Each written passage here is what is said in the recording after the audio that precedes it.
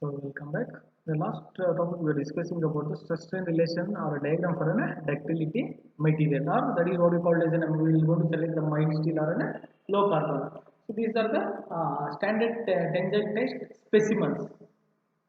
See, now we can see this is an original specimen. When after testing you can able to see the neck formation. That is the way you can able to see this the length, original length, and this is the length after the changing. So what happens is about the strains are plotted in horizontal axis and the stresses in the vertical. So where you can able to see the change in length now. The stress strain relationship during for this diagram is nothing but where you can able to identify the change in length. How the change is nothing but whenever the load takes place, so after reaching the different stages of the material, so it goes to the neck formation. That you can able to see the identification in this where you can able to see the change in length. So now you can able to see the load on the test specimen. Mainly is about the you need to know about the stress strain diagram. So for any material, mainly you should know or should be able to plot the stress strain curve or stress strain diagram for the any material. This is what we call as a stress strain curve. So the each stage of the material can be identified easily in this particular curve where you can able to see the stress and strain. So this is what we call as an curve. So you can able to see the different points where the proportional limit A is nothing but and the B is nothing but an elasticity limit, and the C and the D are upper yield points and then a lower yield points, and E is an ultimate stress and F is an failure point or a breaking point. So now in depth we are going to discuss about the stress in the x-axis and y-axis in the strain, where whenever they starts the load, applying the load on the material, what happens is the stress plots the diagram. It is what we cannot able to see, but inside this stress it will be developed inside the materials. So where A is nothing but when the material reaches at this particular point the proportional limit. That proportional limit is nothing but the stress is directly proportional to strain within this limit only. So the stresses will be normally at this particular conditions. So when the next stage, when the stress moves from point A to point B, so what happens when it reaches to the point B is nothing but an elastic limit. So what is that elastic limit is nothing but an stress is directly proportional to strain within the elastic limit. So within that elastic limit is nothing but where the elastic limit where the material can able to regain its shape and size. So after removing of the load also the material can able to regain its shape and size. That is what we call as an elastic limit. So from B again next upper yield point and lower yield point. Yield point is nothing but the material starts yielding here. So once when the material reaches from elastic states to the yielding point, so automatically it reaches to the plastic state. So what do you mean by a plastic state is nothing but the whenever the material reaches to the plastic state means after removing the load also the material cannot able to regain its shape, size or a structure. So that is what we call as a plastic state, means automatically the material will change its shape, whether it might be an increase in the length or it might be the decrease in the length. So automatically it loses its shape. But even after removing the load also we cannot able to regain its shape, size or a structure. That is what we call as a yielding point. That is what we call the yielding point or we call it as a plastic state. So and the next one is about from point D, whenever the material starts moving from point D to the point E. So E is nothing but an ultimate stress or maximum stress limit, means where the material can able to withstand the maximum capacity at this particular point. That is what we call it as an ultimate stress point. So till there it can able to withstand. By after that, whenever it reaches to the ultimate stress also, after if we keep on increasing the load, the next stage is what we call it as an it reaches to the from the after applying the load from the ultimate stress point, again it reaches to the neck formation or the cracks will start forming at this particular condition between the E to F. So F is nothing but a failure point or a breaking point of that particular material. So till the ultimate stress, the material can able to withstand the specific external forces.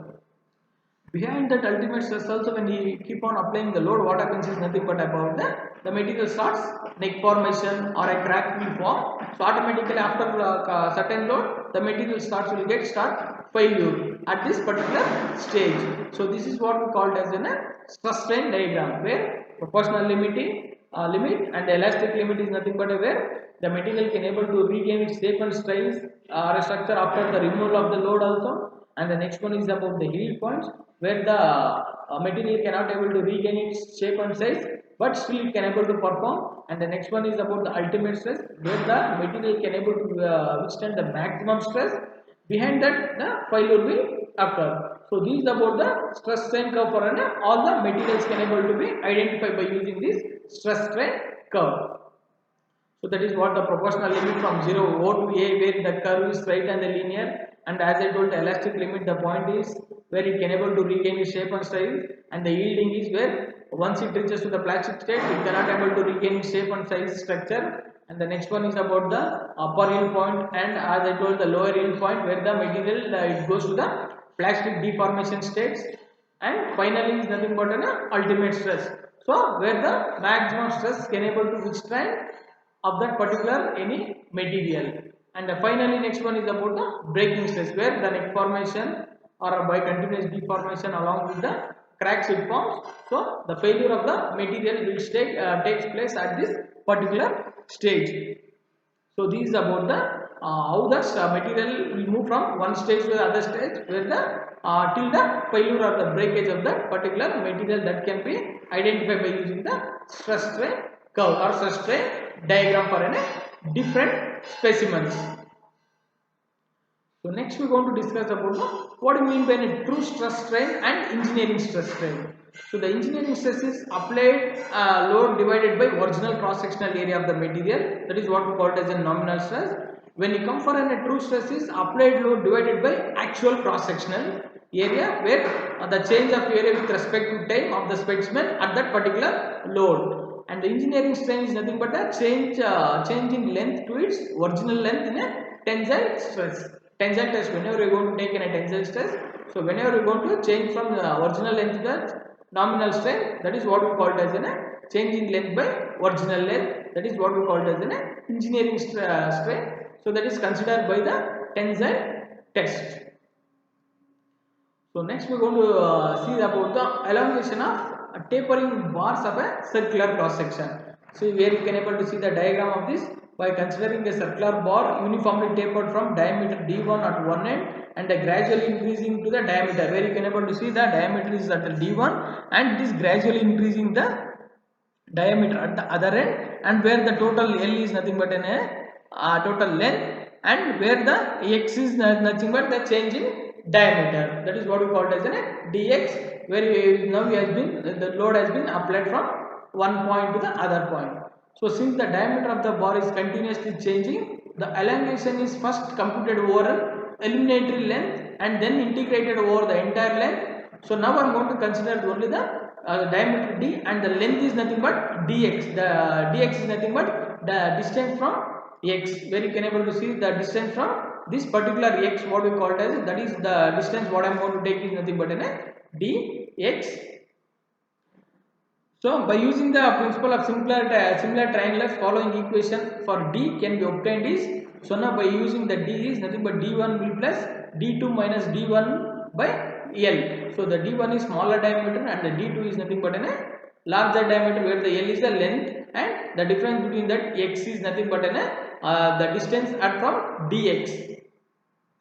Now where k is nothing but d2 minus d1, where that is x is nothing but a distance from the dx end. Now the cross sectional area of the bar at x, point x, you can able to see in this diagram. Now at this, what is the cross sectional area of this particular length of x? So that particular length of x is nothing but a is nothing but the area of cross section, that is pi into d1 plus the d1 is nothing but the smaller end diameter, and k, where k is nothing but a difference between the d2 minus d1, that is a larger diameter minus smaller diameter divided by length into the x is nothing but the distance from end of a, that is what pi by 4 into d square. Now the normally to find the cross sectional area is pi by 4 into d square, where now the d we don't have only the one diameter. So here we have a smaller diameter and larger diameter, so we are considering the both the cross sectional area. Now coming to the axial stress. So axial formula for the stress is nothing but load by area. Now the load we can able to consider either P or F, and the area is nothing but cross sectional area of that corresponding object. Now we are considering the taper bar. So for that, now